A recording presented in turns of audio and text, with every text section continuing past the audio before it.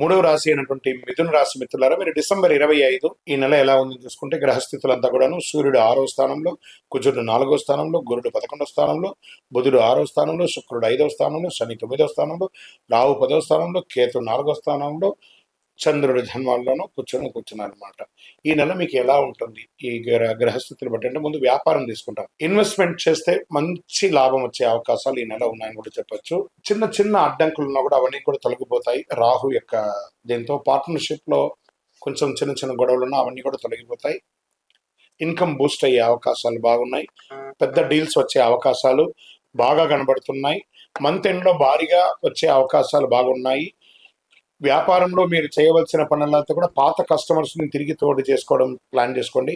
మీకు అన్ని రకాలుగా కూడా మేలు ఉంటుంది. ఇంకా ఆర్థికంగా మీకు రావాల్సినటువంటి బ్యాంక్ లోన్స్ కానీ, చిట్ ఫండ్స్ కానీ, లేదా మీరు ఇచ్చినటువంటి చోట బకాయిలు కానీ రాకపోవడం కానీ, ఇవన్నీ కూడా ఈ నెల వచ్చే అవకాశాలు ఉన్నాయి.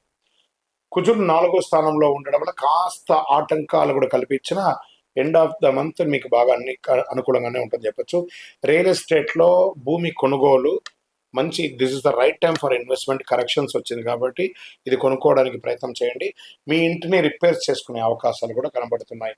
ఇంకా స్వయం ఉపాధి యొక్క సర్వీస్ రంగంలో ఉన్న వారికి రోజువారీ ఆదాయం పెరుగుతుంది. కస్టమర్స్ పెరుగుతారు. చిన్న బిజినెస్ వారికి బాగా మంచి ప్రగతి వస్తుంది. సర్వీస్ రంగంలో అత్యంత మంచి నెల అని కూడా చెప్పచ్చు. విద్యార్థులకి కాన్సన్ట్రేషన్ కొంచెం తగ్గుతుంది. కొంచెం జాగ్రత్త పడండి. శ్రద్ధగా చదివితే చాలా మంచిది అని చెప్పచ్చు.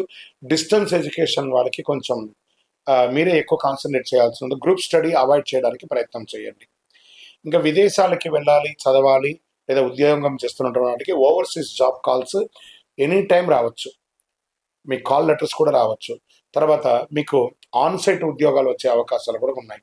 ట్రావెల్స్ చేసే వాళ్ళకి యోచనలు కుదురుతాయి అనమాట. ఇంకా ప్రేమికులు కొత్త ప్రేమ సంబంధాలకి అవకాశాలు ఉన్నాయి. లవర్స్కి ఒక మంచి సమయం అని చెప్పచ్చు. మీ పాత మిస్అండర్స్టాండింగ్స్ అంతా కూర్చొని మాట్లాడండి. మీ తల్లిదండ్రులతో మాట్లాడి ఒప్పించి వివాహం చేసుకోండి. కుటుంబం జాగ్రత్తగా ఉంటుంది. కొంచెం స్మాల్ ఈగోస్, క్లాషెస్ అంతా ఉంటుంది కదా, తొలగించండి. అన్నసరి ఈ అవాయిడ్ చేయండి మాటలంతా కూడా.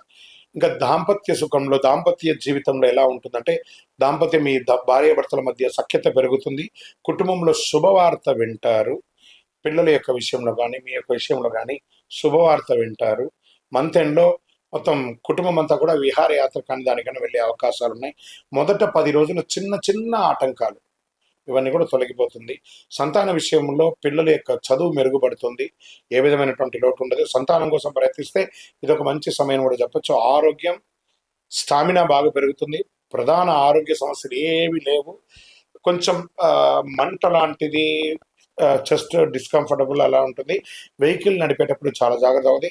మెంటల్ స్ట్రెస్ అనేది ఉంటుంది ఫస్ట్ వీక్లో, దాన్ని కొంచెం ఓవర్కమ్ చేయండి.